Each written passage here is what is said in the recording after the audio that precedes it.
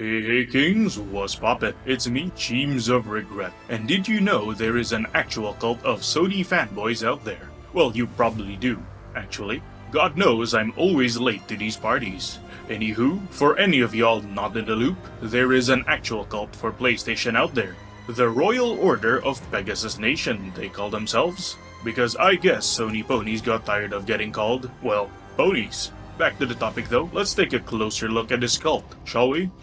Hopping onto their website, we're greeted by a low-res cult stamp with storm clouds looping in the background. Definitely a great start. Totally not cringe to see people take gamer brouhaha so seriously. No, like, seriously though, didn't they have a bigger render size of this logo? I can see the jagged edges on this thing, and I know damn well this isn't a monitor issue. I checked out the website on my phone and those jagged edges are still there. You'd think that for a bunch of cultists obsessed with how pretty a game looks, they'd be consistent to those standards and try to make their cult website look as good as it possibly can. I mean, come on, Mr. Senior Software Architect. Where's that decade's worth of computer engineering experience? Were you too busy playing with your controllers like dolls again? Ow! Ow! Ow! Ho, ho, ho, ho, ho. But that's enough of that though. Unlike Sony ponies, I'm not totally hung up on visuals. So let's try and take a look at the real content in this website. Scrolling down, we see this text blurb reading, "Welcome to the official home of the Royal Order of Pegasus Nation. Long years ago, PlayStation entered the gaming space and the industry was shaken to its core. The storied history of excellence, innovation, and domination continues to this day. We hope you enjoy your stay here as we celebrate #greatness." You just gotta love the amount of corporate fellatio going on. And these guys don't even get paid by Sony for this amount of shilling. If a corp wants me to shill for them, I sure as hell expect to get paid by them. Also, innovation? Ha! Don't make me laugh. 9 times out of 10, Sony's innovations are copying others. PS Plus? Xbox Live predates that. Dedicated online servers? Also Xbox first. PlayStation Move. The Nintendo Wii was out long before that was a thing. Hard disks built into console, Xbox again. Touch controls and handheld gaming, Nintendo had both on the DS. Wireless controllers, Nintendo had one working in 2002, believe it or not. Actually good VR sets, Oculus was ahead of the curve. Haptics on controllers, Valve and Nintendo beat Sony to it again. About the only things I can remember Sony being ahead of the curve was in CD and Blu-ray implementation. That's it. Well, that's enough getting sidetracked with that. What else does this website have to offer? They have a page where they fillet themselves and pontificate about how great they are. Let's look at it. Gaming is the hobby. Okay, reasonable enough so far. Console gaming, to be more specific.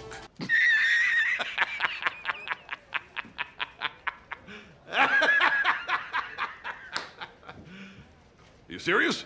It's a big industry and getting bigger all the time. 40 years ago, we could fit every gamer in the world in a single baseball stadium.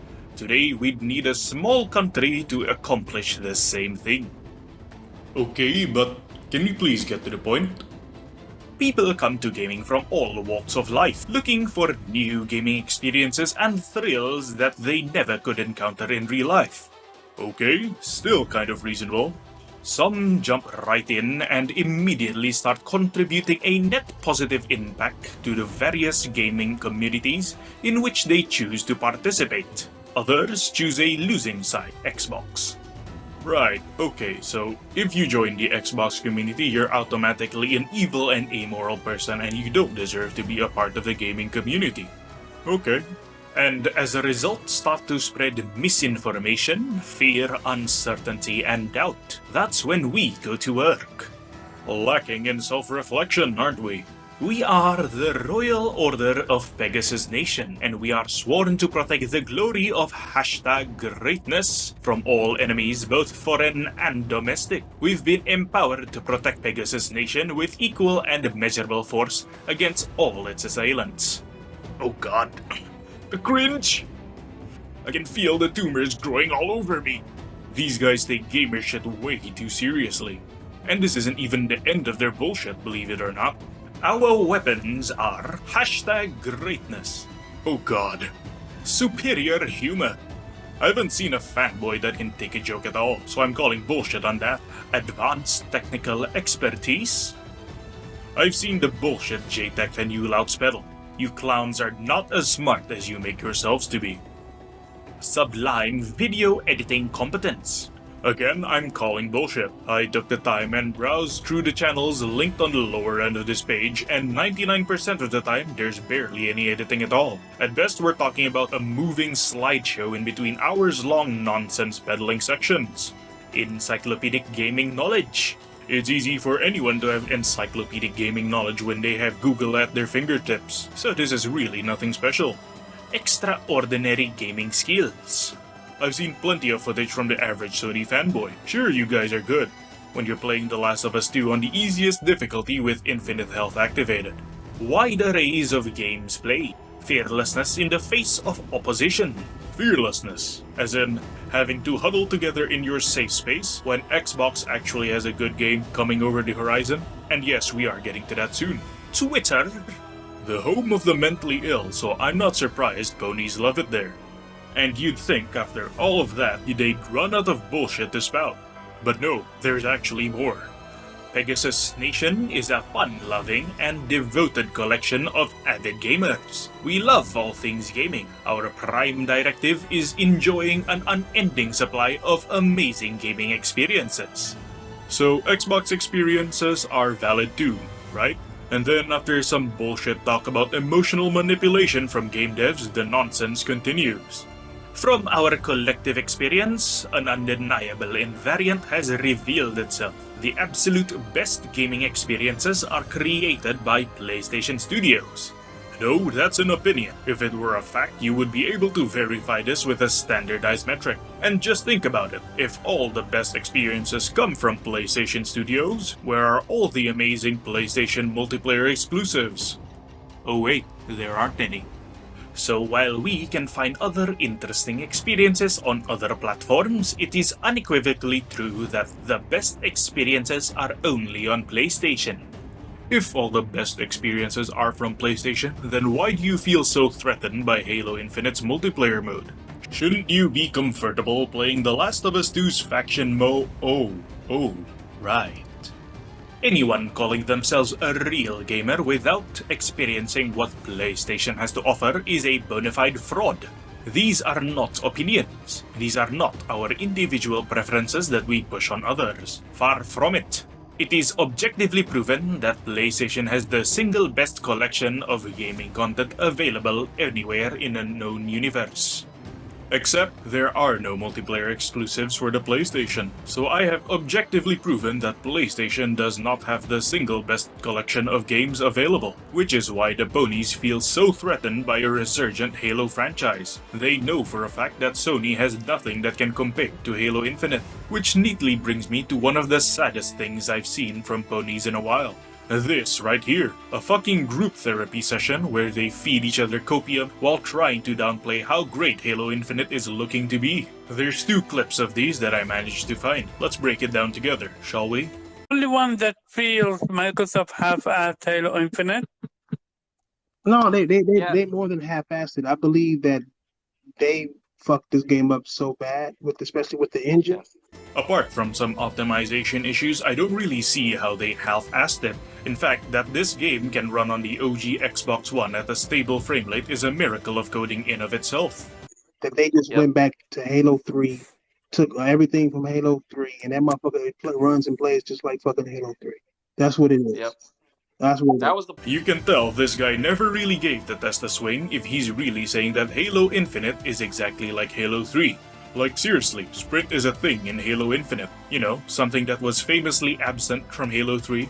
Point I was trying to make about this is like a Halo game because it's like there wasn't anything different from anything previous that came, and quite frankly, it's like 343 just they shit the bed. Right? The armor pickups they added to Infinite really changed how the game's played and is nothing like previous Halo game. Sure, the concept of armor abilities were already in prior games, but the execution of it is completely different. Again, you can tell they never gave the test a swing, or if they did, they only ran it for a handful of minutes and called it a day. Like, because look at how much senior leadership changed over in this last calendar year. you will never see something like that at Insomniac. You'll never see something like that at Naughty Dog. You'll never see that at any of the AAA studios that Sony has. Except you kind of actually do. And I don't know what happened there, like what the story was, what toxicity happened, because obviously this game was supposed to be a launch game, and for your first party flagship studio to not be able to deliver on a launch title, I mean, I don't care if it was the pandemic, right? Because at the end of the day, Sony had how many games released this year that were just back to back to back? And I'm like, bro, if Sony can do it, you can do it. Yes, Sony can do it, at the cost of terrible crunch time to their devs. This is why I despise Sony fanboys more than other fanboys. They're heartless. They'll see devs literally going through pain and suffering over the course of development, and they'll say, doesn't matter, as long as it gets more arbitrary points on Metacritic. Also, it's not like Sony didn't just bump 2 of their most anticipated games to 2022. So I don't understand. That means that they were in some kind of development hell. I mean, they obviously were, because we don't have co-op campaign, we don't have Forge, we don't have any of this stuff. Everything's being piecemealed out. I've seen the leaks for Forge. With what they were trying to achieve with that, I fully understand why it was delayed. I mean, scripting systems? That's fucking unreal. Also, I don't see any one of them whining about the lack of the multiplayer mode that got cut from The Last of Us 2. So there's a little bit of hypocrisy there too. They can't say the multiplayer, because the multiplayers are going to be complete for probably 10 years as well. I want to know what this clown means with the game will be incomplete for 10 years. Core features and game modes are already in the game, and no, I don't consider Forge a core feature, as it's not necessary to enjoy the gameplay as it was designed. I mean, really, think about it. At launch, we already have a complete suite of guns and cosmetics to play around with. Beyond that, leaks suggest that we'll have around 20 maps at launch, which is actually better than most modern AAA multiplayer releases. Cold War had 10. Battlefield 2042 will only have 13. If the leaks are right, Infinite's multiplayer is set to launch with a bang. So what they're going to do is they're going to play it and they're going to have fun with it. Holy shit, a game is meant to be fun? That's impossible. Who would have thought of this? Because it's going to be easy. And then that's what the fuck they're going to do. And they're going to have fun with it, and they're going to give it a decent score, because Microsoft has trained Xbox gamers and a lot of journalists that our games are garbage, and this one's not as garbage. And because it's not as garbage, it's not Crackdown, that's for sure. So they're gonna get a little bit of praise, and then they got their own people inside of Metacritic, the Xbox whatever magazines, that's gonna automatically give it a 10 out of 10, and they're not gonna get as many reviews as a PlayStation game would, so their number is going to be more boosted than what it should be. Oh yeah, Halo Infinite reviews will be bought out and illegitimate. The Last of Us 2 though, totally legit, 100% Game of the Year. Definitely nothing sus going on here. But me personally don't think that it should even be close to a Halo 5, but I know that the game is easy, and because it's easy, people are going to say that it's good. Just is what it is. He sure has a lot of balls to accuse Halo Infinite of being easy when Sony games literally give you cheats from the get-go. You can skip puzzles in Ratchet & Clank, and then you can toggle always stealth in The Last of Us 2. Also, what the fuck does he mean when he says easy? Is it too easy to get kills? No, you don't melt down enemies in less than a second. You don't have laser beam assault rifles. You're not invincible. Vehicles aren't invincible. And it's a multiplayer game, which means shit goes 2 ways. If it's incredibly easy for one guy, that means some other poor schmuck is getting steamrolled and destroyed. So again, how is it easy? It's logic failures like this that keep confirming to me one thing. Sony ponies are absolutely retarded. Well, fanboys are retarded in general, but Sony fanboys especially. They've been riding on the high of the PS4 absolutely annihilating the Xbox One for too long. Ponies have forgotten what it's like when Microsoft decides to get competitive. I, for one, will be looking forward to the abundance of pony salt in the coming years. Lord knows it'll make for good content. Well, anyways, that just about does it for this video. Remember to like, comment, subscribe, share, and maybe also join my Discord server. This has been Teams of Regret, wishing good luck and Godspeed to all of you. Signing out.